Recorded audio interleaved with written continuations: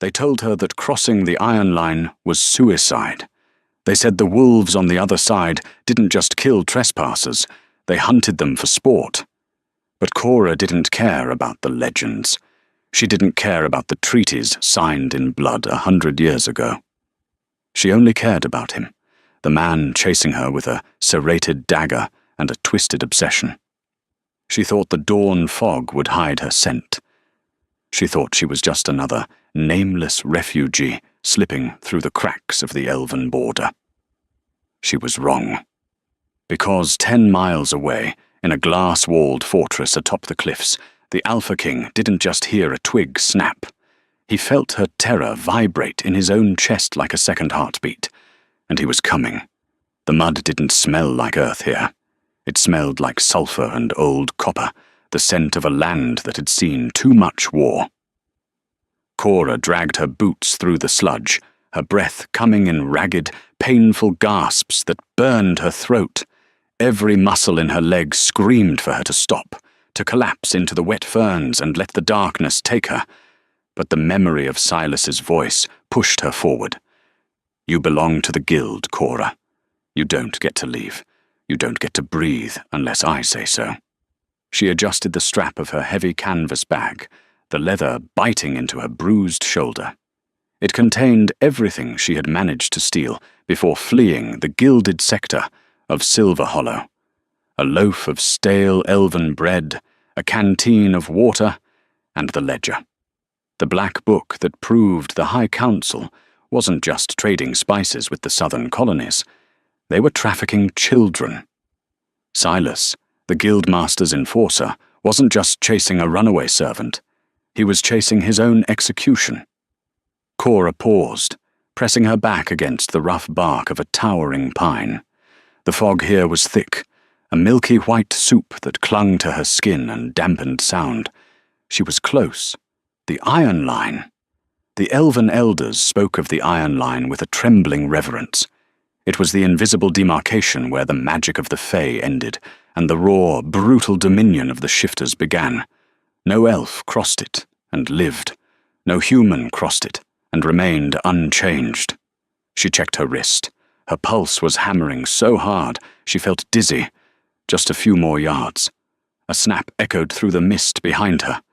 Cora froze. It wasn't the wind. It was heavy, deliberate.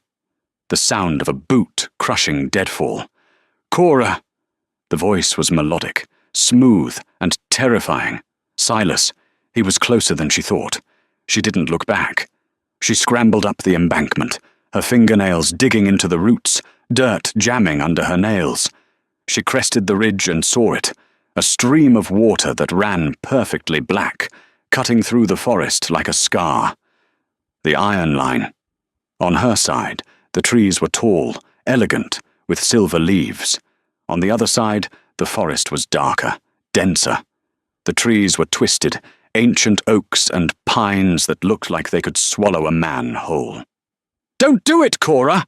Silas yelled, his composure cracking. She heard him running now, abandoning stealth. "You cross that water, and the wolves will tear you apart before you take your next breath. Come back, and I'll make it quick." Cora looked at the black water. It was freezing. She could feel the chill radiating off it. "Better the wolf," she whispered to herself. She splashed into the stream. The cold was a physical shock, seizing her muscles. She stumbled, fell to her knees, soaking her jeans, but she scrambled up, forcing herself onto the opposite bank. As her boot hit the moss on the other side, the air pressure dropped. The silence wasn't just quiet, it was heavy, predatory. She looked back.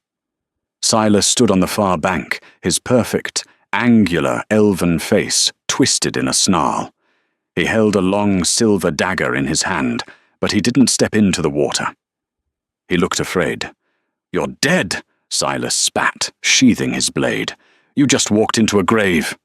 He turned and vanished into the mist. Cora didn't wait. She turned toward the dark, foreign woods of the Alpha's territory. She was safe from Silas, but a new, primal fear began to coil in her stomach. She wasn't alone. She couldn't see anyone, but the hairs on her arms stood up. The forest was watching her. She took a step, and a twig snapped under her boot. It sounded like a gunshot. 30 miles away, in the master suite of the Blackwood estate, Kieran woke up choking. He sat up in the massive bed, his chest heaving, sweat beading on his forehead. The sheets, usually cool Egyptian cotton, felt like they were suffocating him.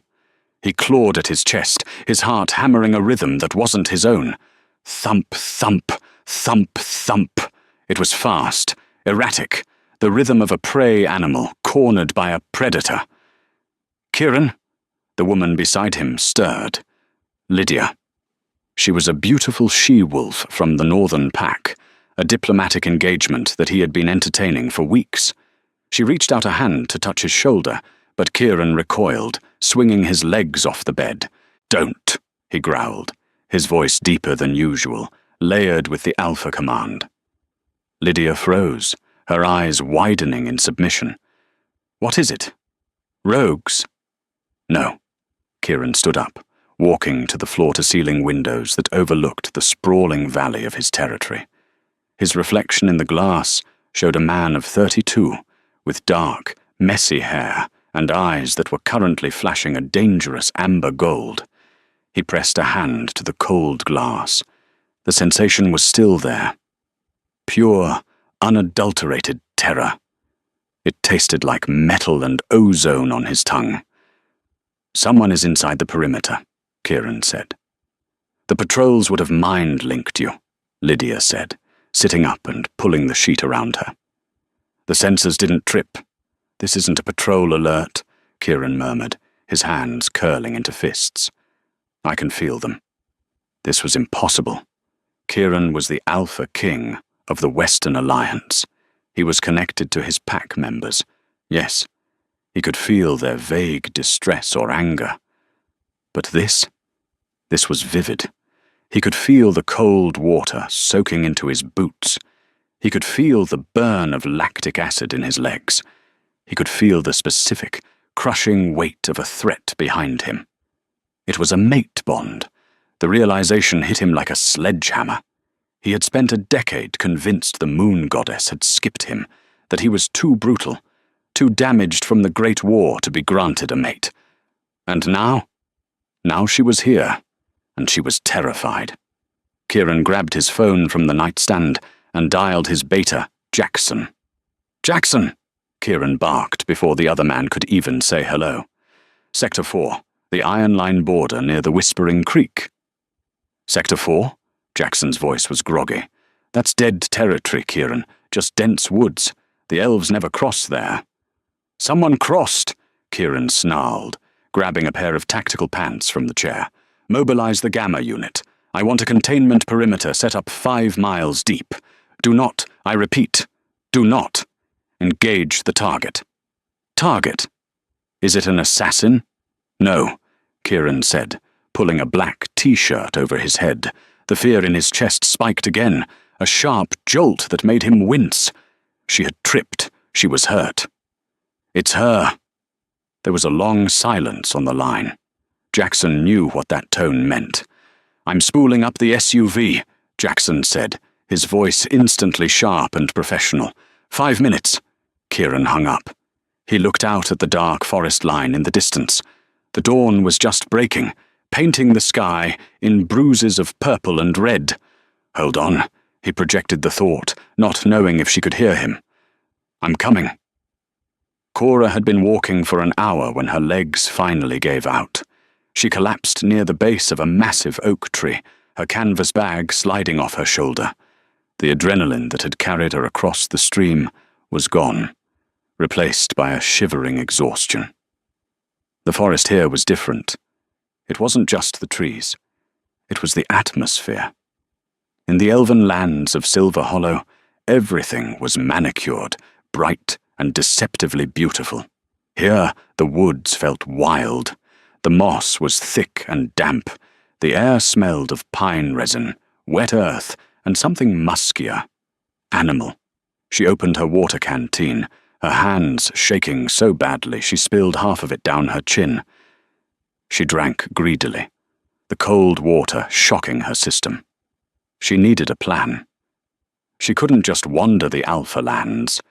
If the stories were true, the wolves patrolled these woods with military precision. If they found her, they would kill her.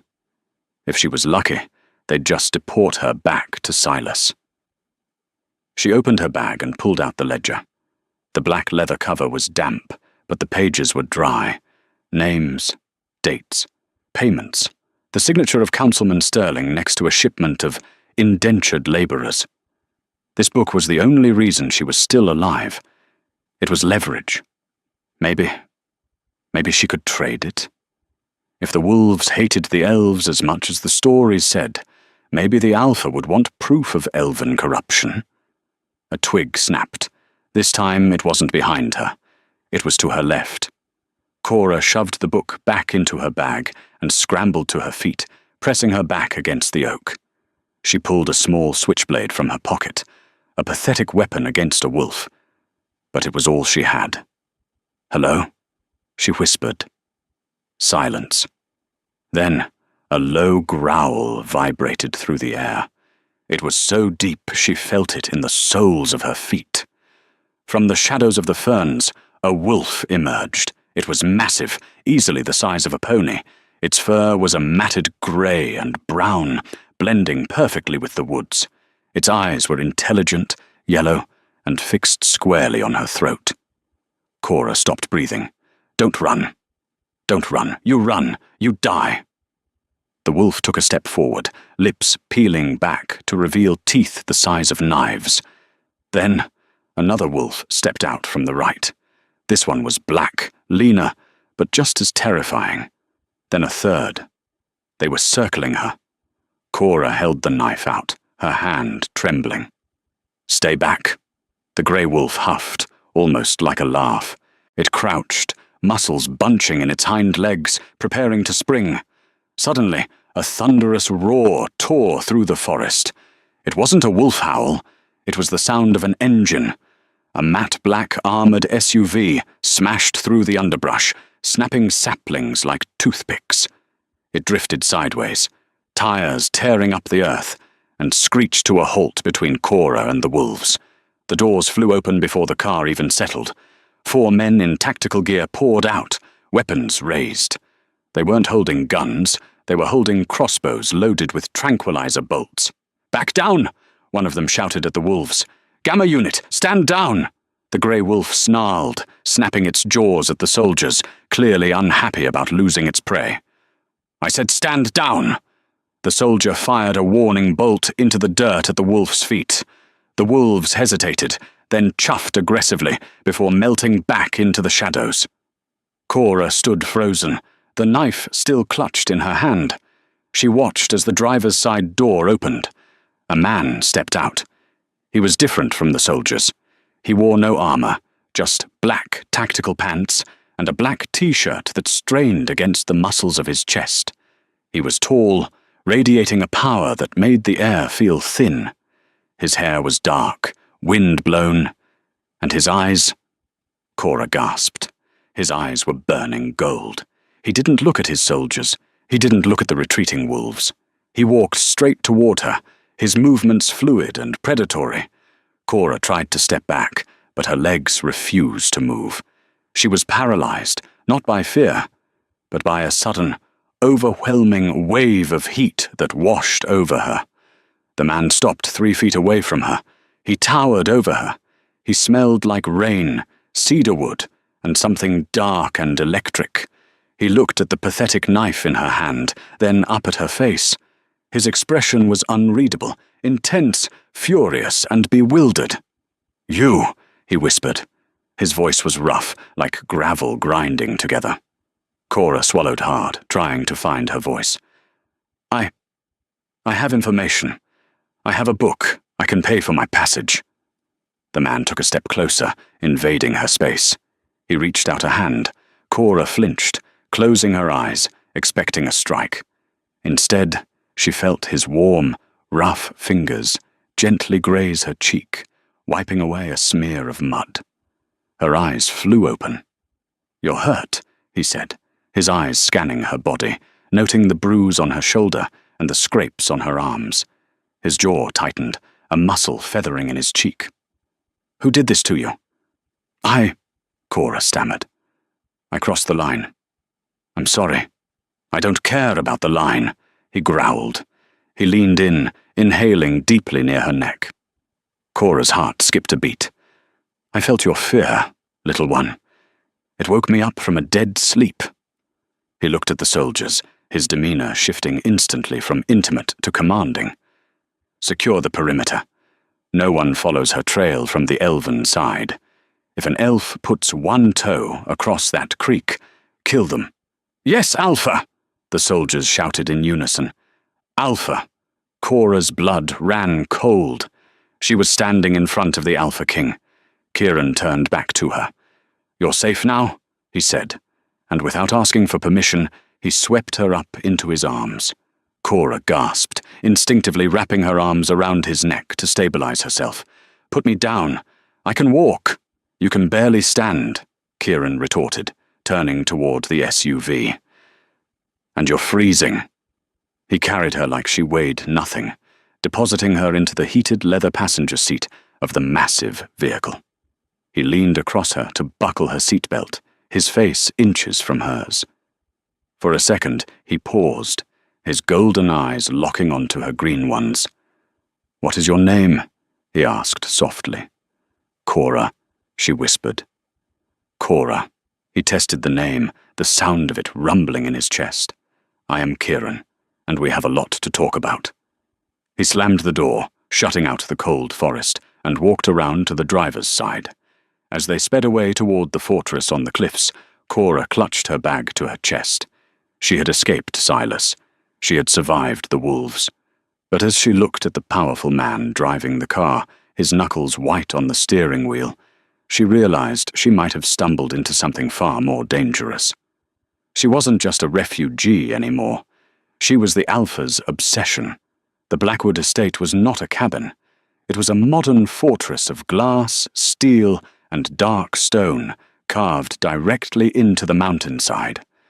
Kieran drove in silence, his grip on the wheel never loosening. Cora watched him from the corner of her eye. Every time she shifted in her seat or winced from the pain in her bruised shoulder, his head would snap slightly in her direction, his nostrils flaring. It was unnerving. He was monitoring her vitals without even looking at her. When the car stopped in the underground garage, Jackson, the beta, was waiting. Jackson was a wiry man with glasses and a tablet. He looked more like an accountant than a werewolf, but the gun holstered at his hip suggested otherwise. "Kieran," Jackson said, as Kieran opened Cora's door and helped her out. "Councilman Sterling is on the secure line. He says a stolen asset crossed our border. He's demanding we return her immediately, or he'll sanction our trade routes." Cora froze. She gripped Kieran's arm. "Don't," she pleaded. "Please, he'll kill me." Kieran looked down at her hand on his arm. A strange calmness settled over his face. He looked at Jackson. "Tell Sterling," Kieran said, his voice terrifyingly calm, "that if he contacts me again today, I will personally drive down to the border and burn his favorite watchtower to the ground." Jackson blinked. "Sir, the trade agreement." "She is not an asset," Kieran snarled, the Alpha command rolling off him in waves. "She is a guest, and she is under my personal protection. Is that clear?" "Crystal," Jackson said, eyeing Cora with new interest. "Take her bag," Kieran ordered. "No." Cora hugged the canvas bag tighter. "It stays with me." Kieran paused. He looked at the desperate glint in her eyes. "Fine. It stays with you. Come." He led her to an elevator that whisked them up to the penthouse level. The doors opened to a sprawling living space with panoramic views of the forest she had just traversed. "Sit." Kieran pointed to a massive leather sofa near a fireplace. Cora sat, the warmth of the fire instantly making her drowsy. Kieran disappeared into a side room and returned a moment later with a first aid kit and a glass of amber liquid. "Drink," he said, handing her the glass. "It's bourbon. It will help with the shock." Cora took a sip. It burned, but it warmed her blood. Kieran knelt in front of her. It was a submissive posture for a king, placing himself lower than her. But he didn't look submissive. He looked focused. He opened the kit and took out an antiseptic wipe. "Jacket off," he said. Cora hesitated, then slowly peeled off her muddy denim jacket. Underneath, she wore a thin grey tank top. Her shoulder was a mess of purple and blue, bruising where the strap of the heavy bag had dug in for days. Kieran hissed through his teeth when he saw it. "Did he do this?" "Who?" "The elf. The one you were running from." "No," Cora said. "This is from the bag, but Silas did this." She turned her wrist over, revealing a circular burn mark. A brand. The mark of the guild. Kieran stared at the brand. His eyes began to glow brighter, shifting from gold to a deep, bloody red. A low growl started in his throat, a sound so primal that the glass in the windows rattled. "He branded you," Kieran said, his voice sounding like tectonic plates shifting. "Like cattle." "I was a servant," Cora said quietly. "In Silver Hollow, humans are... we are property." Kieran stood up abruptly, pacing away from her. He needed distance, the urge to hunt, to cross the border and tear this Silas apart limb by limb was overwhelming. The wolf inside him was screaming, "Mate! Hurt! Kill the threat!" He forced himself to breathe. He turned back to her. "Not here," Kieran said firmly. "Here, you are not property. No one touches you. No one commands you. Not even me." Cora looked at him, confused. "Why? You don't know me. I'm just a stray." Kieran walked back to her, leaning down, his hands resting on the back of the sofa on either side of her head, boxing her in. "You are not a stray, Cora," he whispered. "Do you know what we are? What I am?" "Werewolves," she said. "Yes. And do you know how I found you in a forest of 1,000,000 trees?" She shook her head. "Because my soul is tethered to yours," Kieran said. "You are my mate." Cora stared at him. She had heard the stories. Soulmates. The bond. But she thought it was a myth, or something that only happened to wolves. "But I'm human," she whispered.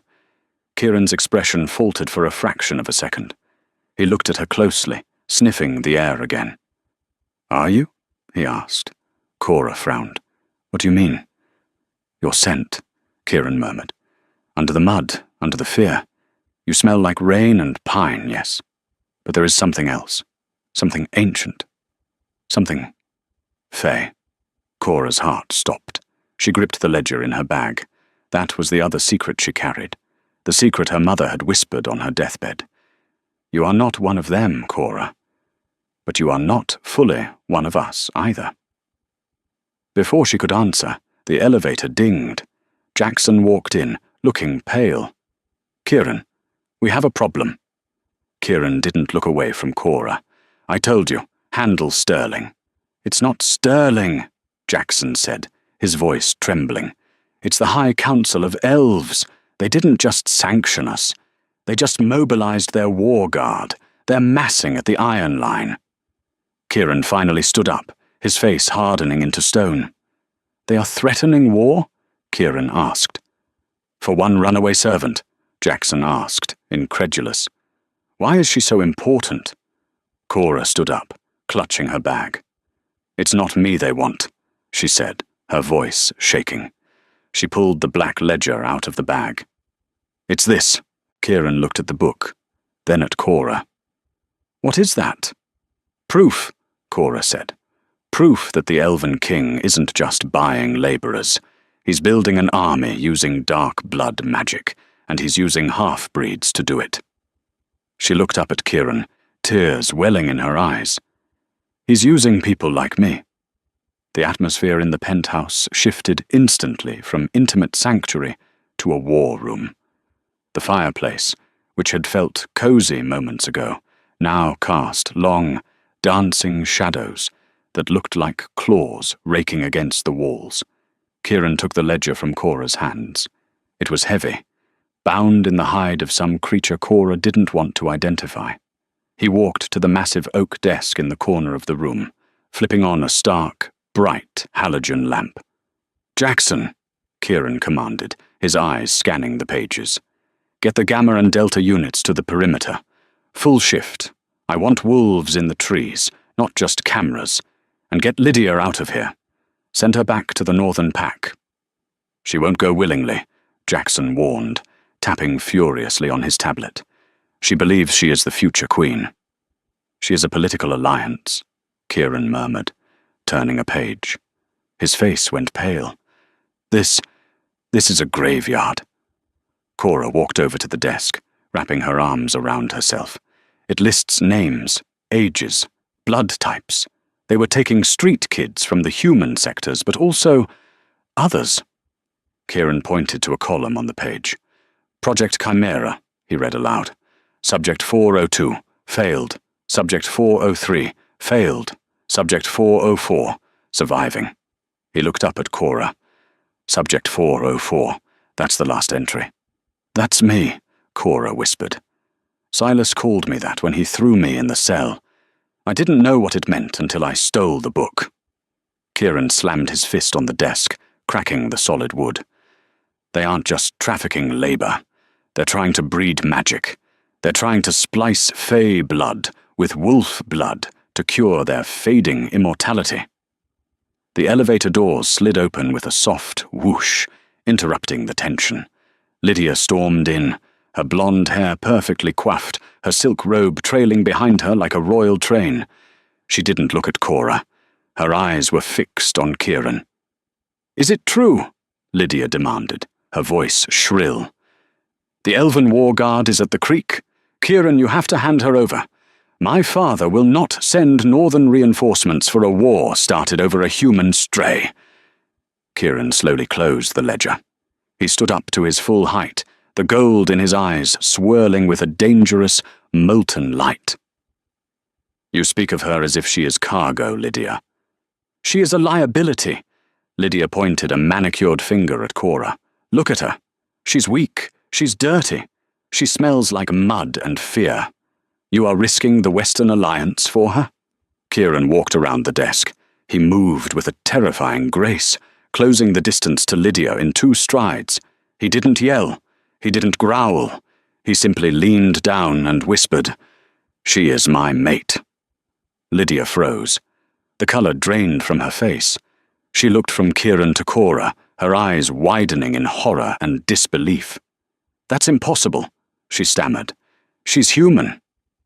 "She is mine," Kieran corrected.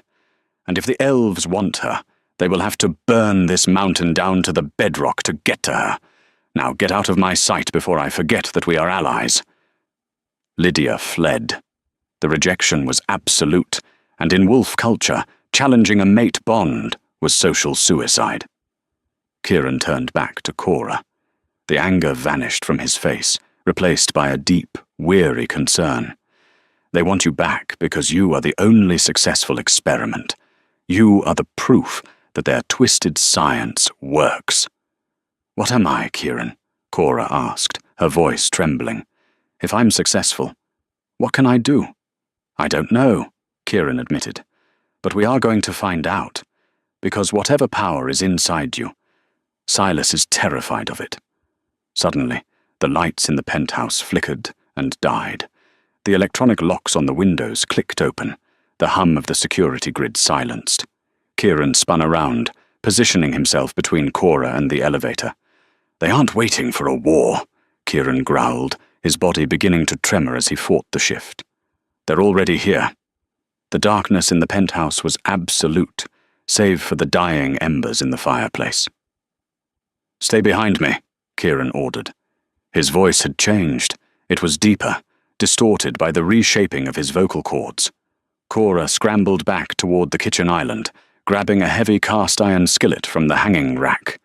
It was ridiculous, but it was heavy. The glass doors to the balcony didn't shatter. They dissolved. One moment they were solid, the next they were melting into sand. 3 figures stepped through the opening. They were dressed in sleek, light-absorbing armor that seemed to ripple like oil. Elven shadow walkers, the deadliest assassins in the known world, and leading them was Silas. He looked different.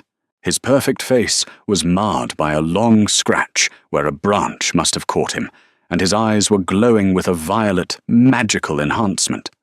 "A king!" Silas sneered, stepping onto the plush carpet. "Protecting a lab rat.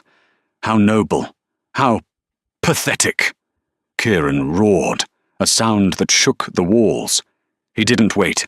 He launched himself at the two assassins flanking Silas. The fight was a blur of violence. Kieran was a force of nature, brutal, fast, and devastating. He caught one assassin by the throat and threw him through the dry wall into the hallway. The second assassin drew twin scimitars, slashing at Kieran's chest, but Kieran didn't even flinch. He took the cuts, grabbed the blades with his bare hands, and snapped the metal like twigs before backhanding the assassin into unconsciousness. But Silas didn't move. He stood perfectly still, watching Cora. "Kieran!" Cora screamed as she saw Silas pull a small, glass orb from his belt. Silas smashed the orb on the floor. A cloud of purple gas exploded outward. Wolfsbane. Concentrated, magically enhanced wolfsbane. Kieran, who had just turned to face Silas, choked. He stumbled mid-stride, crashing to his knees. The gas burned his lungs, cutting off his connection to his wolf, paralyzing his nervous system. "No!" Cora ran forward, but the gas didn't affect her. Kieran clawed at the carpet, his golden eyes dimming. "Cora, run." Silas stepped over Kieran's convulsing body. He smiled at Cora. "He can't save you, 404. He's just a dog. And you are the leash." He reached out, grabbing Cora by her hair. "Let go of me," Cora thrashed, swinging the skillet. It connected with Silas's shoulder with a satisfying crack, but the elf barely registered the pain. He backhanded her, sending her sprawling across the floor. The taste of blood filled Cora's mouth. She looked up. Silas was looming over her, a syringe in his hand. "Time to sleep," he whispered. "The council is waiting." Cora looked at Kieran. He was fighting to stay conscious, reaching a hand out toward her, his fingers scraping off the floor. The look of pure devastation in his eyes broke something inside her. Fear vanished, replaced by a cold, white-hot rage. He hurt him, a voice in her head whispered. Not her voice, a voice that sounded like wind chimes and thunder. "He hurt our mate." Cora felt a pressure build in her chest. It wasn't the heartbeat of a wolf. It was a surge of energy, like a dam breaking. "Get away from him!" Cora screamed. She threw her hands up. She expected nothing. Instead, a shockwave of pure silver light erupted from her body. It wasn't fire.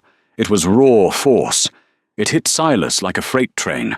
The elf was lifted off his feet and blasted backward, smashing through the stone fireplace and pinning him against the brickwork. The force was so great, it cracked the foundation of the penthouse. The purple gas dissipated instantly, burned away by the light. Silas slumped to the ground, groaning, his armor shattered. He looked up at Cora with wide, terrified eyes. "High Fae," he wheezed, blood trickling from his mouth. You're not a hybrid. You're a royal." Cora stood there, panting. Her hands were glowing. Faint, intricate markings of silver light were swirling on her skin, tracing the veins in her arms. Kieran groaned, pushing himself up. The wolfsbane was clearing from his system. He looked at Cora, at the glowing markings, and awe washed over his pain. He stood up, shaking slightly, and walked to her. He didn't touch her. He knelt. "My queen," he whispered. Cora looked at her hands, the glow fading. I didn't know." "It doesn't matter," Kieran said, standing and pulling her into his chest. "You are safe." He looked over her shoulder at Silas, who was trying to crawl away. Kieran's face hardened. "Jackson!" Kieran roared. The elevator dinged. Jackson and 4 Gamma Unit wolves rushed in, weapons drawn. They stopped dead when they saw the devastation. "Take him," Kieran pointed to Silas. "Put him in the silver cells. If he dies, you die. I want him alive for the trial." The silence that followed the explosion of light was heavy, ringing in ears that were still adjusting to the sudden drop in pressure. The penthouse, once a masterpiece of modern architecture and masculine luxury, was a ruin. The floor-to-ceiling windows were gone, replaced by jagged teeth of glass and the whipping wind of the high altitude. The fireplace was a pile of rubble where Silas had been thrown. Kieran sat on the edge of the ruined sofa, a medic from the Pax Healer circle, tending to the burns on his chest, where the concentrated wolfsbane gas had seared his skin. But Kieran wasn't looking at his wounds. He was watching Cora. She stood near the balcony edge, staring at her hands. The glowing silver markings that had erupted across her skin were fading, retreating beneath her flesh like bioluminescent ink, but the air around her still shimmered. It was a heat haze of raw, uncontained magic. Jackson, the beta, stepped over a pile of drywall, his phone pressed to his ear. He looked more frazzled than Cora had ever seen him. "I don't care what the protocol is," Jackson snapped into the phone. "The Elven General is pulling back." "Good. Tell him if he stops within 10 miles of the Iron Line, we launch the drones. We aren't playing games anymore." He hung up and looked at Kieran. "The Elven army is retreating. They felt the surge. They know a royal has awakened. They're terrified, Kieran. They think we have a weapon of mass destruction." Kieran buttoned his shirt, wincing slightly. He stood up and walked toward Cora, waving the medic away. "We do," he murmured. Cora turned as he approached. Her eyes, usually a soft green, were flecked with silver. She looked exhausted, brittle, like a glass statue on the verge of shattering. "I almost killed him," she whispered, her voice trembling. "Silas. I wanted him dead, Kieran. I felt it inside me. It wasn't just anger, it was a command. Like I had the right to unmake him." Kieran stopped inches from her. He didn't touch her yet. The energy coming off her was static charged, enough to make the hair on his arms stand up. "He deserved it. He tortured you. He hunted you." "But what am I?" She looked up at him, searching for the monster she feared she was becoming. "Silas called me a royal. My mother. She was a maid, a nobody. How can I be high fae?" Kieran reached out, ignoring the static shock that zipped against his fingertips, and took her cold hands in his warm ones. "The elven courts are treacherous, Cora. Royals disappear. They have affairs. They hide children to protect them from assassins. Your mother likely wasn't a maid. She was hiding in plain sight, and she died protecting the secret of what you are." He pulled her closer, the mate bond humming between them, soothing the chaotic magic in her blood. "You aren't a monster. You're a queen who has been living in a cage, and you just broke the bars."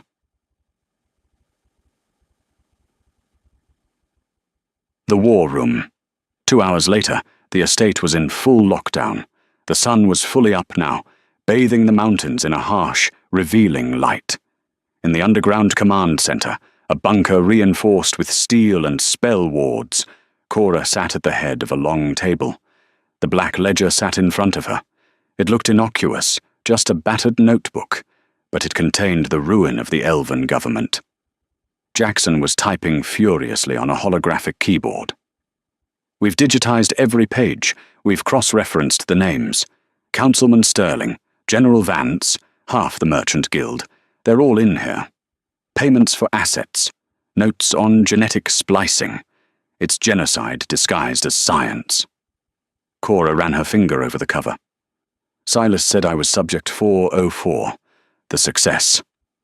"You're the only one who survived the latent gene activation," Jackson said, his voice grim. "They were trying to breed fae who could withstand the iron-rich environment of the human world to expand their territory. Instead, they created you. Someone with the raw magic of the fae, but the resilience of a human. And the instinct of a wolf. Kieran added from the shadows of the room. He was leaning against the wall, arms crossed, watching her with an intensity that made Cora's breath hitch. You felt the mate bond before we even met? That shouldn't be possible for a Fae. You are the bridge between our species, Cora. Jackson paused, his finger hovering over the enter key. Kieran, once I send this, there's no going back. We are effectively declaring political war on the Elven Council. They will deny it. They might try to assassinate her. Let them try, Kieran growled, a low rumble that vibrated through the table. Silas is in the silver cells.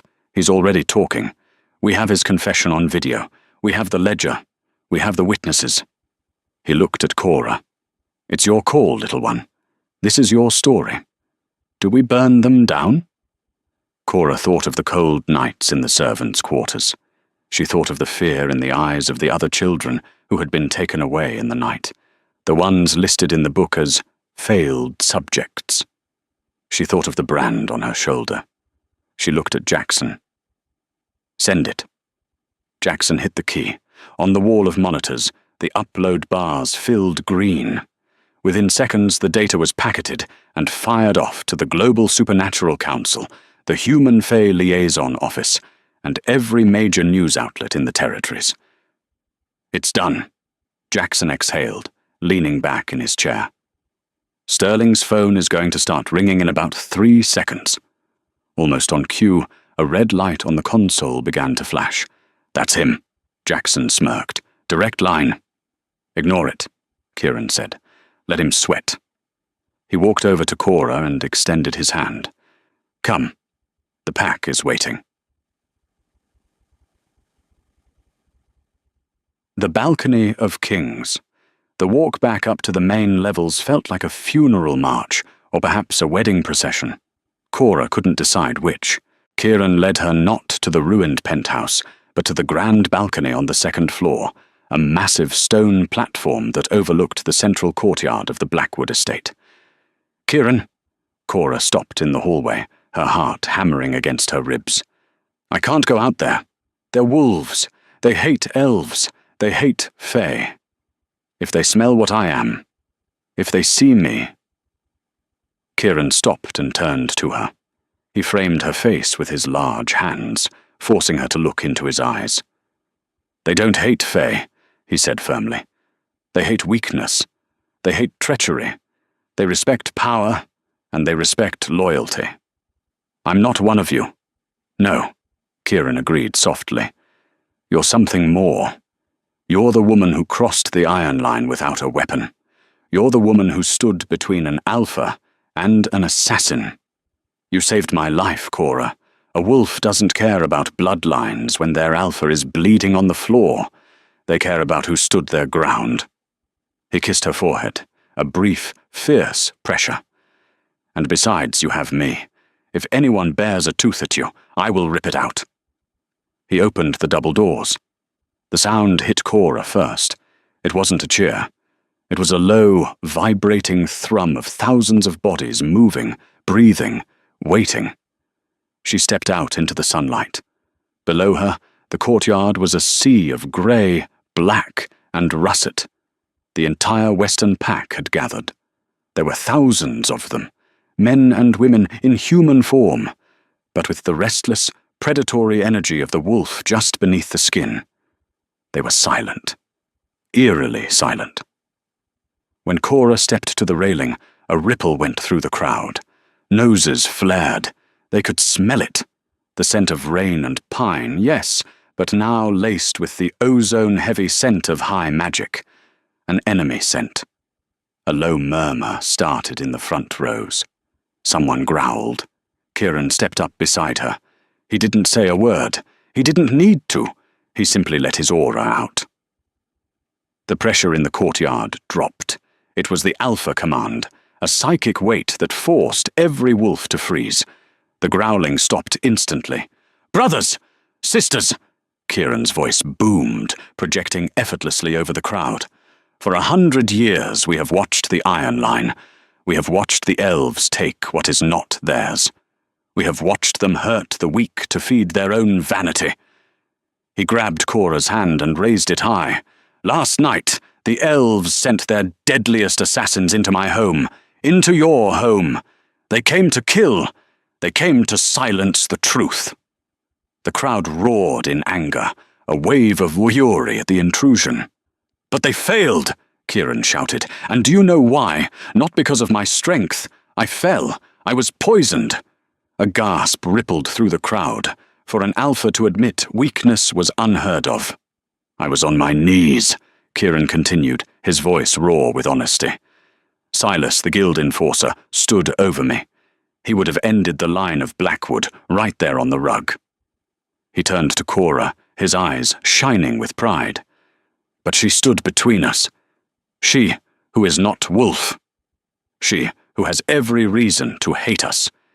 She unleashed the power of the stars to protect this pack.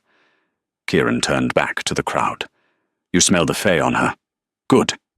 Smell it deep. Because that is the scent of the woman who saved your king. The council calls her Subject 404. The elves call her a fugitive." Kieran dropped her hand, took a step back, and turned to face her. The entire courtyard went deadly silent.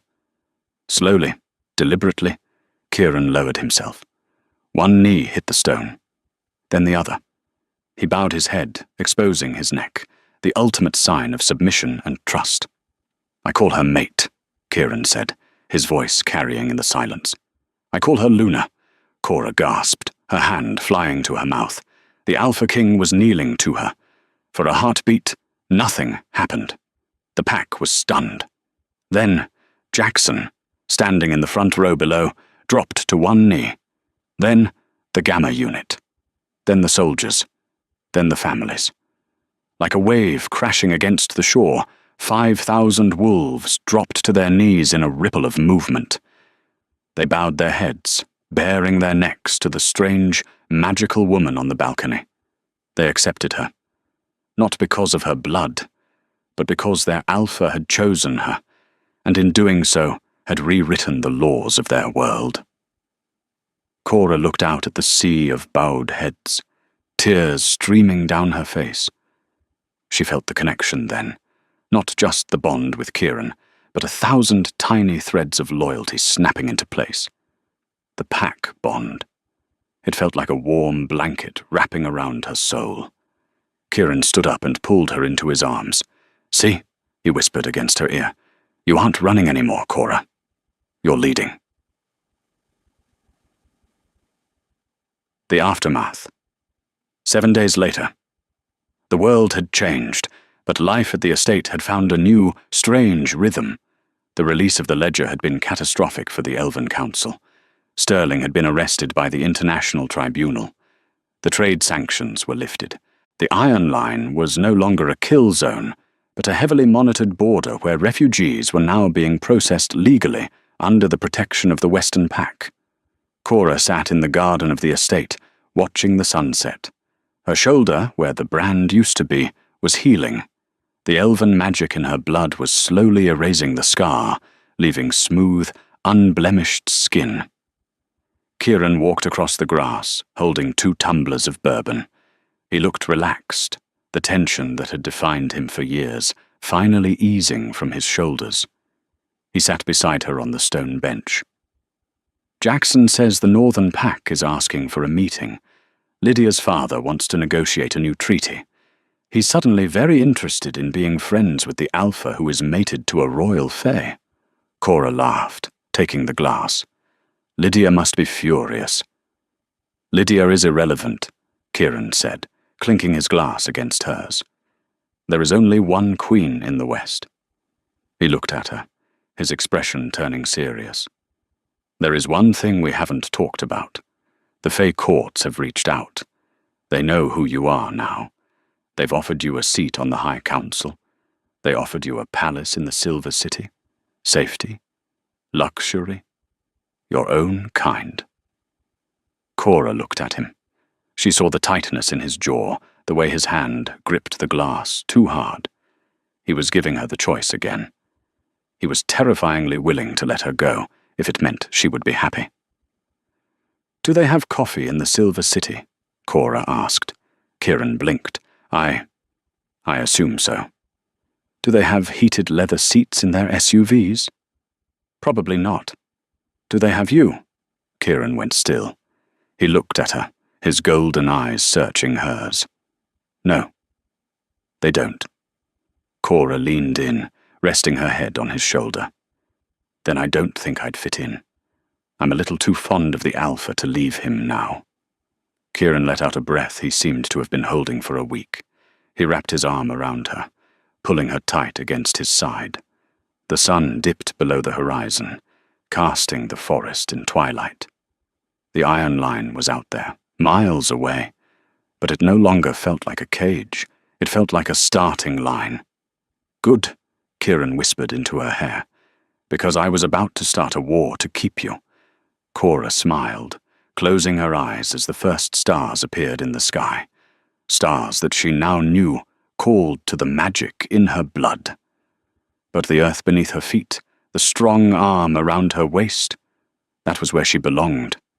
She was Cora of the Iron Line, the girl who ran from gold and found something far more precious. She had found a pack, and so Cora and Kieran's journey comes to a close. Or perhaps it's just the beginning of a new era for the Western Pack. From a desperate escape through the mud to a coronation on the balcony, they proved that love really is the strongest magic of all. I truly hope you enjoyed this 7-part saga.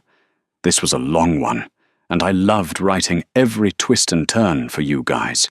If you made it all the way to the end, please type Lunar Queen in the comments, so I know who my true fans are. Don't forget to hit that like button. It seriously helps the algorithm find more listeners like you.